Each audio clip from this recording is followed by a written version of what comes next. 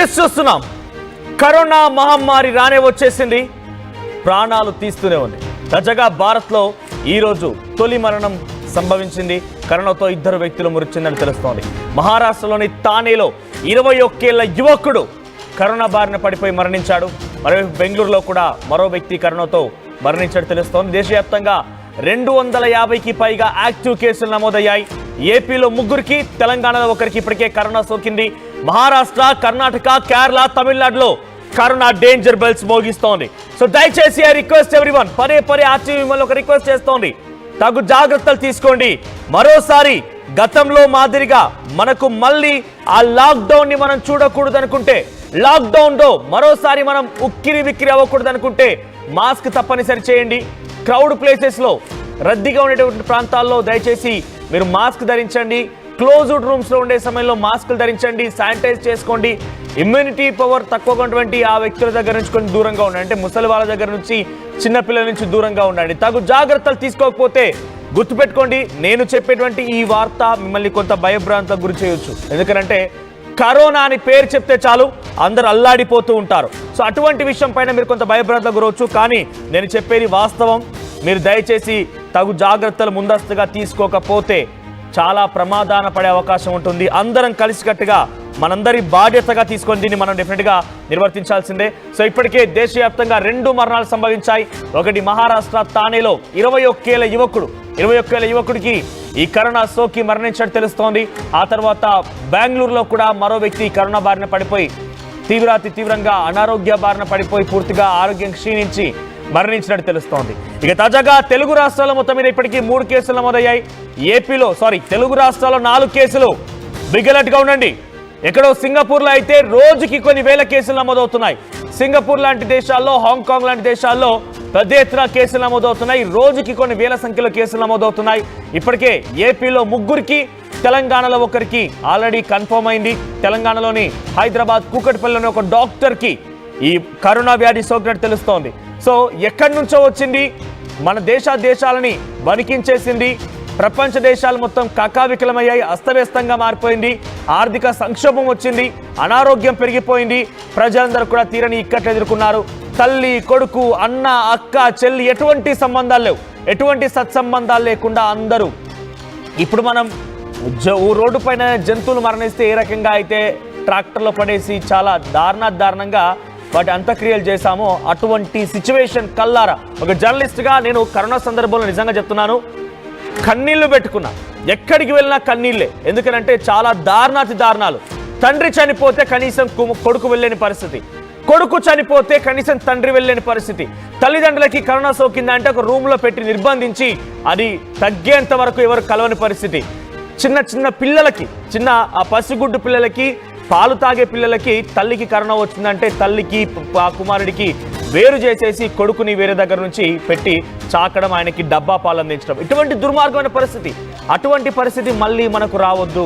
మనం లాక్డౌన్ లాంటి సందర్భాన్ని మళ్ళీ ఎదుర్కోకూడదు అంటే దయచేసి మీ అందరికీ కూడా నిజంగా చేతులు జోడించి నమస్కరిస్తున్నా. మాస్క్ పెట్టుకోండి, శానిటైజ్ చేసుకోండి. క్రౌడీ ప్లేసెస్లో చాలా జాగ్రత్తగా ఉండండి. తప్పనిసరిగా మాస్క్ని మ్యాండేట్ చేసుకోండి. ఇది ప్రభుత్వాలు చెప్తేనే మనం చేయాలని ఏం లేదు. గతంలో మనం ప్రభుత్వాలు చెప్తేనే చేశాం. ప్రభుత్వాలు చెప్పడం వల్లే అనేక రకాల జాగ్రత్తలు తీసుకున్నాం. కానీ ఈసారి మనకు ప్రభుత్వాలు చెప్పాల్సిన పని లేదు. మనం వాటి నుంచి చాలా ఎక్స్పీరియన్స్తో ఉన్నాం. అంత తిప్పి కొడితే 2 సంవత్సరాలు కావడం లేదు మనం ఆ సమస్య నుంచి బయటపడి. ఇప్పుడిప్పుడే కుదుటపడుతున్నాం. ఇప్పుడిప్పుడే ఆర్థికంగా మనం ఎదుర్కోగలుగుతున్నాం. రాష్ట్ర ప్రభుత్వాలు కొంత మారుతున్నాయి, స్థితిగతులు మారుతున్నాయి. వ్యక్తిగతంగా మనకు కూడా కొంత ఆరోగ్యం కోసం కాన్సన్ట్రేట్ చేయగలుగుతున్నాం. హైజీన్ ఫుడ్ తీసుకుంటున్నాం. అంతా సవ్యంగా ఉండాలని చెప్పి రోజు వాకింగ్లు, ఎక్సర్సైజ్ లాంటివి స్టార్ట్ చేశాం. ఇప్పుడు మరోసారి రానే వచ్చింది. మీరు అనుకోవచ్చు ఇదంతా తీవ్రంగా ఉంటుందా, అంతా ఇబ్బంది గురి చేస్తుందా అంటే ఈసారి వచ్చిన వేరియంట్ N.1.8.1. సో దీన్ని ఏదో వేరియంట్గా చెప్తున్నారు. ఎగ్జాక్ట్గా ఇంకా దాని టర్మినాలజీ ప్రకారంగా తెలియదు. కానీ N.1.8.1 ఇది ఒక variant. At the same time L1F ఇది ఒక వేరియంట్గా ఉంది. ఈ 2 వేరియంట్స్ కూడా చాలా డేంజర్ అని చెప్తున్నారు. సింగపూర్, హాంకాంగ్ లాంటి దేశాల్లో రోజుకి కొన్ని వేల కేసులు నమోదవుతున్నాయి. రోజుకి కొన్ని వేల సంఖ్యలో కేసులు నమోదవుతున్నాయి. అర్థం చేసుకోండి దయచేసి. సో తెలుగు రాష్ట్రాలకు వచ్చింది కాబట్టి మీరు డెఫినెట్గా తగు జాగ్రత్తలు తీసుకోండి. మీకు ఎప్పటికప్పుడు ఆర్టీవీ అలర్ట్ చేస్తూనే ఉంటుంది. ఏ రకంగా జాగ్రత్తగా ఉండాలని చెప్పి ఎక్స్పర్ట్స్తో మాట్లాడించే ప్రయత్నం చేస్తుంది. సో మీరు దయచేసి వాటిని పాటించండి. మీరు పాటించకుండా అశ్రద్ధ చేశారంటే డెఫినెట్గా దాని తాలూకా పర్యావసనం ఎదుర్కోవాల్సి వస్తుంది.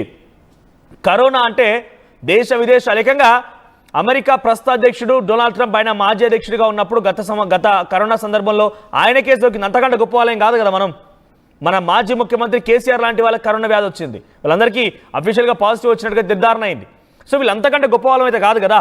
మరి అహంకారంతో పోయామంటే మెడలు వంచి సెటరేట్ చేసే ప్రయత్నం చేస్తుంది కరోనా. కాబట్టి దాని బారిన పడకుండా ఉండాలి అని అంటే ప్లీజ్ ఐ రిక్వెస్ట్, దయచేసి జాగ్రత్తగా ఉండండి. ఎందుకంటే మనందరం కలిసికట్టుగా దీన్ని పోరాడితేనే దీన్ని మనం ఎదుర్కోగలుగుతాం. లేదు అనుకుంటే కనుక మన అహంకారం కనుక మనకు కనుక ప్రదర్శిస్తే డెఫినెట్గా మన దాని బారిన పడే అవకాశం ఉంటుంది.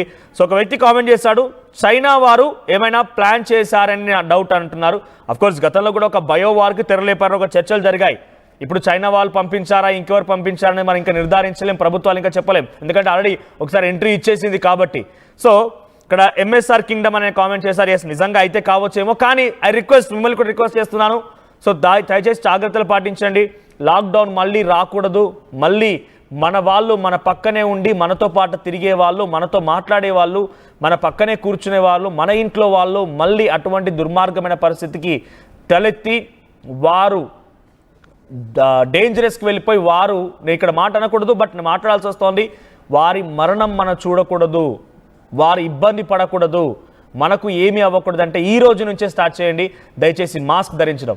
ఎస్, మా ప్రతినిధి ఏపీ ఇన్పుట్ ఎడిటర్ కృష్ణమోహన్ అందుబాటులో ఉన్నారు. కృష్ణమోహన్, సో కరోనా రానే వచ్చేసింది. వచ్చి రాగానే భారత్లో ఈరోజు 2 మరణాలు సంభవించాయి. దాంట్లో 21 ఏళ్ల యువకుడు కూడా ఉన్నాడు. అంటే మన గతంలో చూసాం, దీనికంటూ ఒక రూపం లేదు, దీనికంటూ ఒక మెడిసిన్ లేదు, ఏమీ లేదు, ఆ రకంగానే వస్తుంది. ఎవరైనా సరే రావడం వరకు మాత్రమే దాని వంతు, వచ్చిన తర్వాత అడ్డదారులు తొక్కి ఏదో ఒక రకంగా రచ్చరచ్చ చేసే ప్రయత్నం గతంలో కరోనా చేసింది. మరోసారి కూడా అటువంటి ప్రయత్నమే కనబడుతోంది. ఎలా చూడాలి?